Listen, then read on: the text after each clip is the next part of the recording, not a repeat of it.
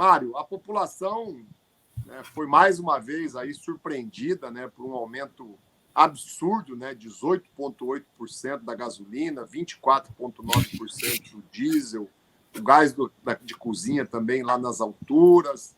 Não me lembro de, por mais que tenham tido muitos reajustes, né, ao longo desse ano, do ano passado, dos últimos anos, um reajuste nesta proporção. E eu queria que você trouxesse um pouco aqui, né, aquilo que talvez a TV não mostra, aquilo que talvez o governo e a Petrobras não diz, né? Qual que é o real motivo, né, desse aumento do preço dos combustíveis, né? E qual é a capacidade, de fato, da Petrobras, do Brasil, né, de entregar ao país uma outra realidade. Né? Como é que o Brasil e a Petrobras poderiam ter se preparado, né, para momentos como esse, e a população brasileira, então, estaria sendo menos penalizada, né? E queria também, né, que você falasse um pouco, né, da realidade da Petrobras e dessa possibilidade, né, do governo vender a Repar, que está localizada aqui no Paraná, está localizada em Araucária, e que consequências mais graves isso também traria aí para a vida das pessoas. É claro que a gente faz uma luta em defesa dos trabalhadores, das trabalhadoras, dessas empresas, da Petrobras, a gente pensa, né, e vocês pensam, obviamente, pela FUP, né, em relação a isso, mas é importante a gente destacar, e nós sabemos, né, Mário, que a consequência vai muito além disso, vai lá na vida das pessoas, no desenvolvimento do país, na geração de emprego, na soberania nacional. Então, esclareça aí, divida um pouco conosco, Mário, aquilo que acontece de fato aí na Petrobras e no mundo do petróleo e dos combustíveis. Bom, é um prazer enorme estar aqui contigo, deputado, com os companheiros aí, o Lisandro e o Castelano. Né? Prazer enorme mesmo estar debatendo isso e trazendo esse debate para a população brasileira, para a sociedade. Importante esclarecer, está muito deturpado, tem muito oportunistas e aproveitadores fazendo um debate desnecessário para esse momento, que a população sabe onde está pesando. Né? O principal responsável pela inflação que nós estamos vivendo, pelo preço alto que você está pagando no supermercado, é os combustíveis. No Brasil, é o principal fator. Por quê? Porque a gente depende do transporte, a gente depende para abastecimento, né? O transporte é um bem essencial. E essa política de preços adotada pela Petrobras é que está errada. Né? A política, a vinculação com a paridade a paridade de importação, que é muito pior do que muitas pessoas vêm falando, a paridade de preço internacional. Não é o preço internacional, é muito pior. Preço de paridade de importação, eles pegam o preço internacional, colocam a taxa de frete e mais um seguro de 5% em cima. Para um petróleo que é produzido aqui. Ele não vem da Europa, não vem da Arábia. Quase que 100% do petróleo que nós refinamos no país é produzido aqui no Brasil. E poderia ser 100%. Nossas refinarias têm capacidade para isso. A capacidade está instalada. O que não tem é gestão, o que não tem é planejamento para isso.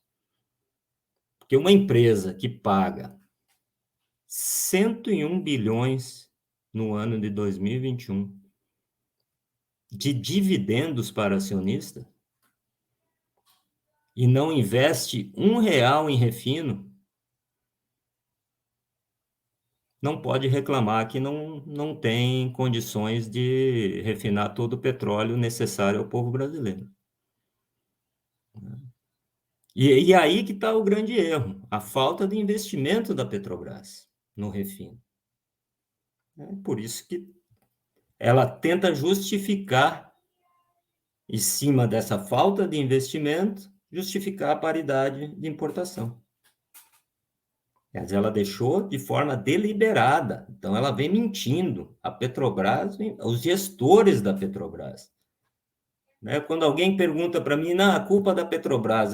Não, a culpa é dessa atual gestão da Petrobras. né? Porque até 2016 ela não adotava essa política de paridade de importação. Ela não adotava essa política de paridade de importação e não acompanhava o preço internacional em dólar. Nós ganhamos em reais, nós produzimos em reais. O custo de produção, a maior parte do custo de produção da Petrobras é em real. Por que ela tem que vender em dólar? Por que ela tem que ter essa paridade com o custo de importação? Essa que é o erro que existe. E ela foi mudada de supetão logo após o golpe de 2016, na gestão Pedro Parente, no governo Temer, e que é mantido pelo atual governo. Aí pergunto, quem que pode mudar isso? Quem que pode mudar essa política de preço que vem, só sobe, né? Você sente no posto de gasolina, quando você compra o botijão de gás. Quem tem o poder para mudar isso é o acionista majoritário da empresa. Quem controla o conselho de administração da Petrobras.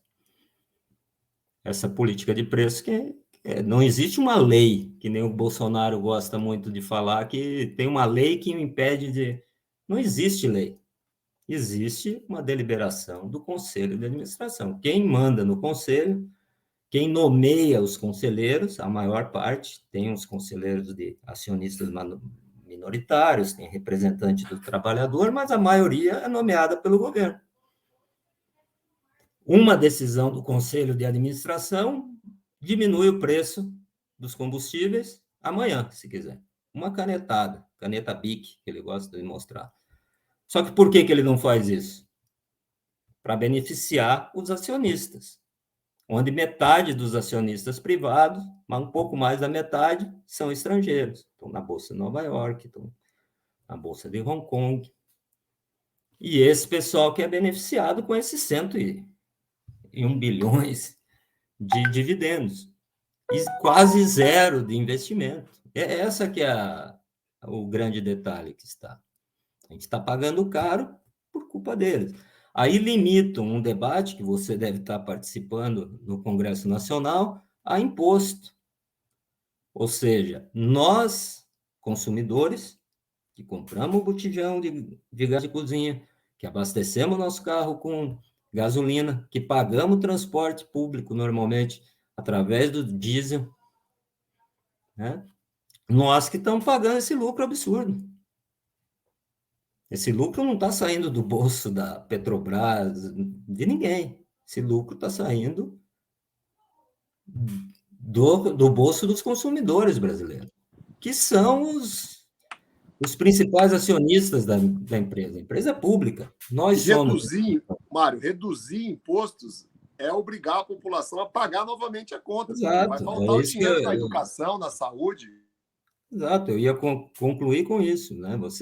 Eles estão querendo limitar a discussão tributária em cima disso. Eu tenho falado em algumas audiências públicas, talvez até você tenha escutado, foi na Câmara Federal, eu falei, até repercutir essa fala, falei, isso é cloroquina, né?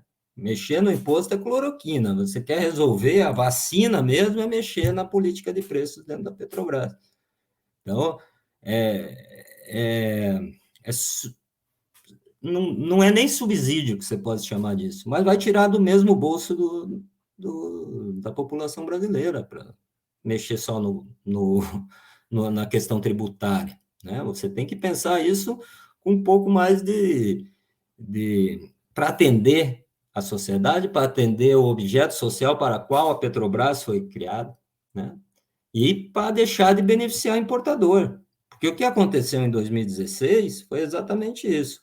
Formou-se, para a Petrobras poder justificar a adoção do preço de paridade de importação, formou-se um cartel entre importadores. Aí, lá em 2016, ao mesmo tempo que a Petrobras adotou isso, e para justificar, ela reduziu o fator de utilização de suas refinarias diminuíram para cerca de 70%, deixando 30% para os importadores, de forma deliberada, né? Esses importadores passaram a importada, aí a gasolina, o diesel e tudo mais, e dominar uma fatia do mercado de forma deliberada. A Petrobras deixou eles fazerem isso. Né? Um conluio ali entre os importadores e a Petrobras, e agora não consegue mais se desvencilhar disso. Ela diz, se eu reduzir, eu quebro os importadores. Aí vão brigar comigo, eu não posso mexer nisso, não posso mexer. O mercado é livre, quem quiser vir produzir aqui, pode bem produzir, pode construir uma refinaria. Que o que eles estão vendendo da Petrobras, e aí para falar um pouco da Repar, que ela está entre as 8 refinarias que o governo falou que quer vender, metade do seu parque de refino, já vendeu a refinaria na Bahia, a Relan, está vendendo a refinaria, a Reman de Manaus, a Regap, a Refap, a Repar, a SIX aqui no Paraná, que foi nesse bolo todo. Depois, se a gente tiver a oportunidade de falar um pouquinho da nossa SIX lá de São Mateus do Sul também. Mas o parque de refino brasileiro não foi construído para atender um determinado mercado.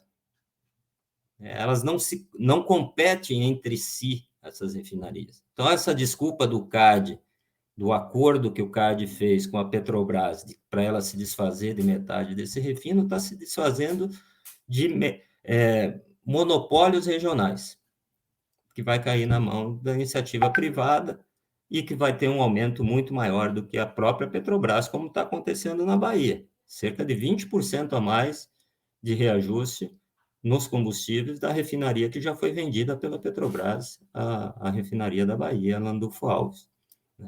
Então, o que a empresa que comprou essa refinaria da Petrobras, ela não comprou só a refinaria, ela comprou o mercado que essa refinaria atende. Ela não vai competir com a Repar aqui, por exemplo, lá onde ela foi construída. Ela iria ter uma concorrência se tivesse construído uma refinaria ao lado dela, né? Com todo o parque de tubulações e tudo mais, aí teria uma competição entre as duas. Mas da forma que está construído, não tem. Não existe isso para ter competição. Então, para finalizar, é isso. O preço dos combustíveis pode ser mudado, basta o governo querer. O governo não quer porque ele quer beneficiar acionistas pagando dividendos imorais à custa do consumidor brasileiro.